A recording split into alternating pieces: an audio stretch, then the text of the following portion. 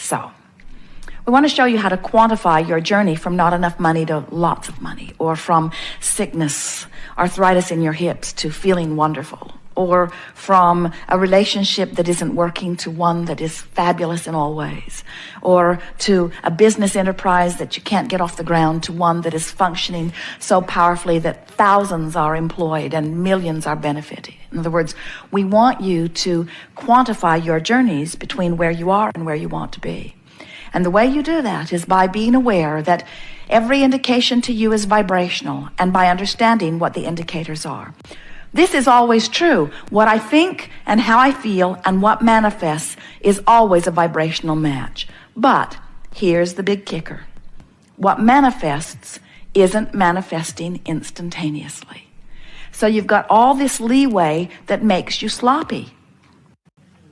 If you thought a negative thought and a brick would fall on your head every time, you'd clean up your thinking.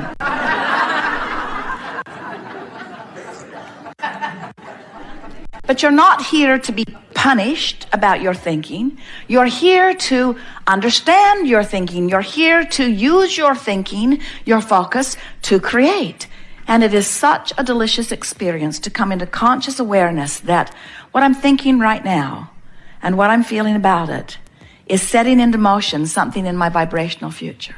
And what I'm thinking right now, most important, what I'm thinking right now is bringing me close to many things that are already in my vibrational future. Can you see how someone could get their heart broken, and then they could get sick, and then they could lose all of their money, and then they could wreck their car all in the same week? In other words, it's easy to understand how they get focused in that place of despair, and then the only thoughts that they have access to are thoughts like that, and so they just beat the drum of it, beat the drum of it, beat the drum of it. And if they've been doing it for a while, then their vibrational escrow is full of all that kind of stuff, and in a very short period of time, they begin manifesting the results of how they've been feeling, you see. So we don't want you to be afraid of your vibrational escrow. It's full of wonderful things, too. But we want you to be aware of what you're doing vibrationally, because we want you to know which way you're going along this journey. We want you to know when you're headed toward what you want or when you're headed away from what you want. You can tell by the way you feel whether you are moving toward what you want or whether you are moving in opposition to what you want. That's what your guidance system is all about. You understand that, don't you? Never again will you ever feel negative emotion and not know what it means. So just stop and laugh, and most of all, make peace with where you are. That's the most important thing that we want you to leave this room with today. Because if you're here relative to money or relative to abundance of any kind or relative to wellness or relative to relationship, if you're here and you want to be here and you're condemning the fact that you're here, you cannot budge at all toward what you want, because your condemnation of where you are is holding you so much here. It's as if you've got your feet nailed to the floor. You've got to make peace with where you are. And think about it. When you give yourself a break, or when you give somebody else a break, when you try to make it better, when you try to make the best of something, don't you feel relief when you do that? Have you ever made a mistake? And have you ever been in a situation where someone whose opinion you care very much about noticed that you had made the mistake? And then have you ever had the benefit of that person who you care very much about their opinion, who saw you make the mistake?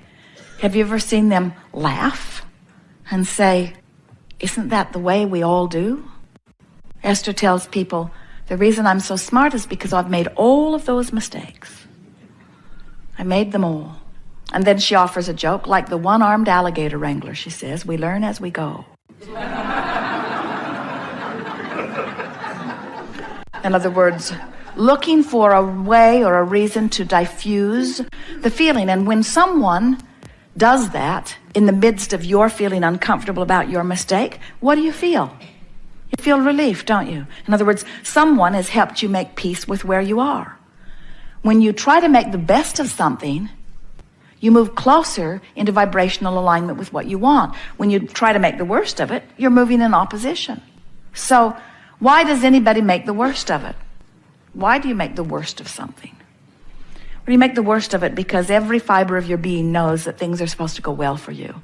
And when they're not going well, you're sort of freaking out because you know it is supposed to be better. And you've also had so many people saying, now, why did you do that? And so you've gotten in this habit of explaining. Because, most of the people around you don't really remember about this vibrational stuff. Most of the people around you are living very conditional love. They tell you, I live unconditional love, but they don't. What they're living is, when I see that condition, I feel good, so I'll vote for that. When I see that condition, I feel bad, so I'll vote against that. We'll do everything in our power to get that away from us. And we say, that's very conditional love. That's saying, change the condition so that I can have a better feeling response to the condition. And it never works. It never ever works, because when you're looking at the condition that needs to be changed, you're activating the condition that needs to be changed in you, and you are becoming more of the problem that you're wanting to solve. That's why terrorism is becoming more. In other words, you just cannot kill everybody that doesn't agree with you. You can't do it. You'll kill enough of them, and pretty soon you'll be down to the nitty-gritty that is just you guys, and you'll start disagreeing with each other. In other words, you cannot get to where you want to be by pushing against what you do not want. It never, ever works, you see. So what do you do?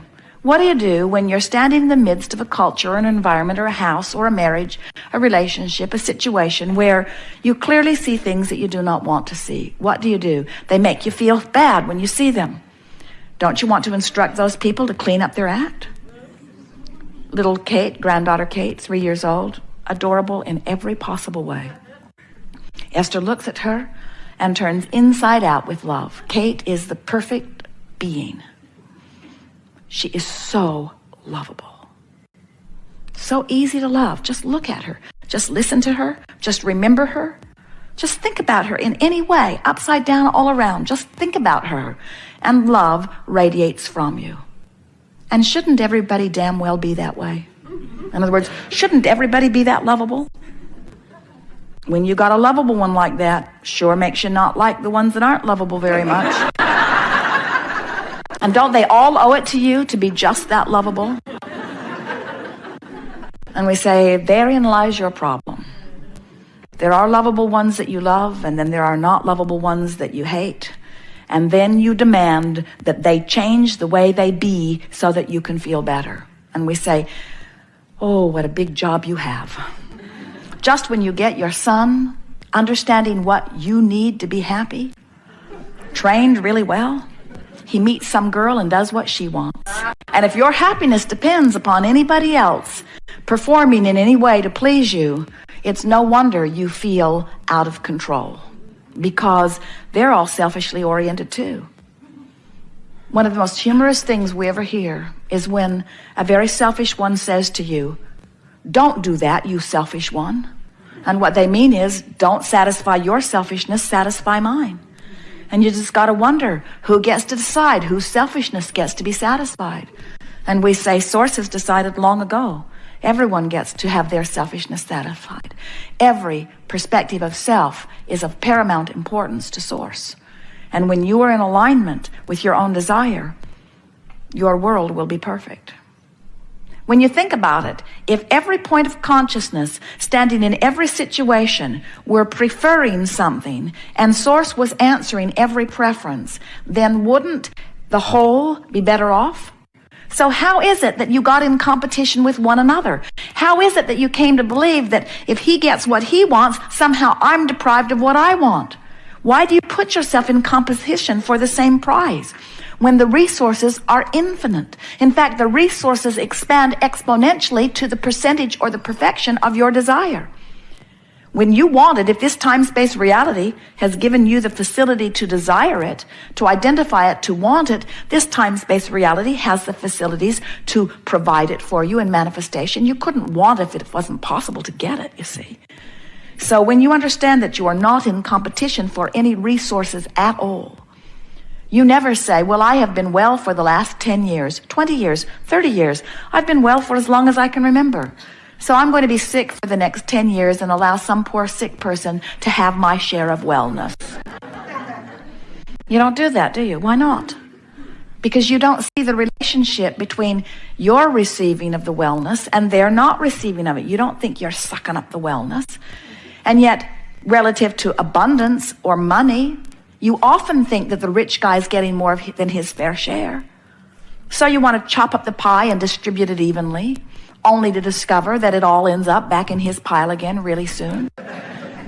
So you divide it all up and spread it all out evenly again, and it all ends up over in his pile again very soon. And you say, what's going on? I must not be worthy. And we say, no, you're just beating the drum of not enough money. He's beating the drum, money comes easily to me. He's beating the drum that says, they can't take it away from me as fast as I can earn it. He's beating the drum that says, this is an abundant universe and all good things come to me. And it's fun to figure out how to let it in. And I'm not taking score of my well-being by my money. I'm taking score of my well-being by how good I feel. And this is really fun. I'm really enjoying the money flowing into my experience. It's a poor guy over here saying, you've got all the money. You've got all the money. How come you've got all the money? Why do you think he's got all the money?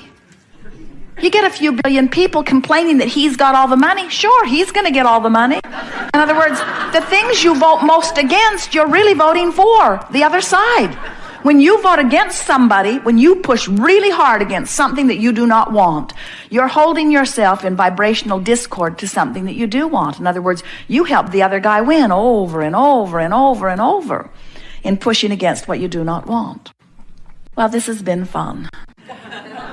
We are eager to talk with you about anything that is important to you.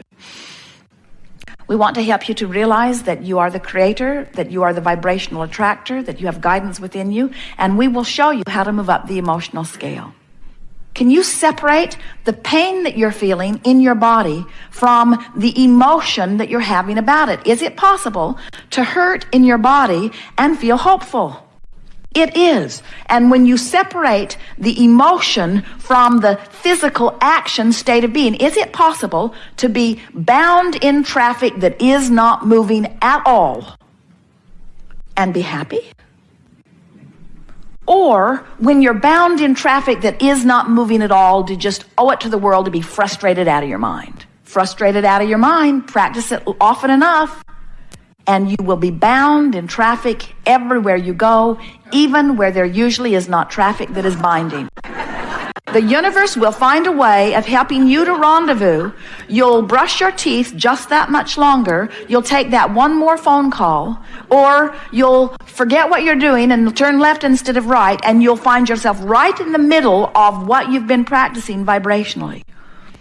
But if you're sitting in traffic and you're enjoying what you're hearing on the radio or on your tape player, if you are sitting in traffic and you're singing with your kids, looking at the flowers out the window, making the best of your moment, making peace with where you are and choosing your vibration rather than letting the conditions choose your vibration. In other words, you're doing your own thinking. You're not just responding to conditions. You're thinking in spite of conditions or along with conditions. Can you feel the difference? When you start thinking, regardless of the conditions will change.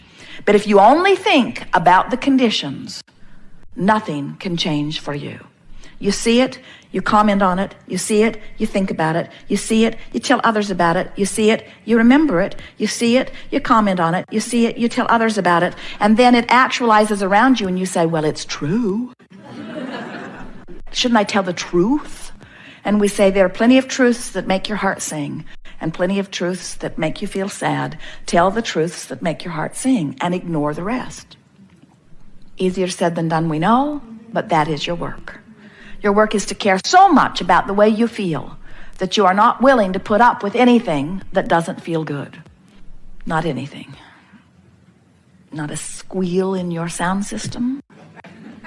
Not a nagging wife.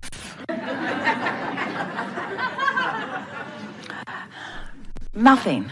Don't put up with anything that doesn't feel good. Find a way around it. Find a way to make it feel better to you.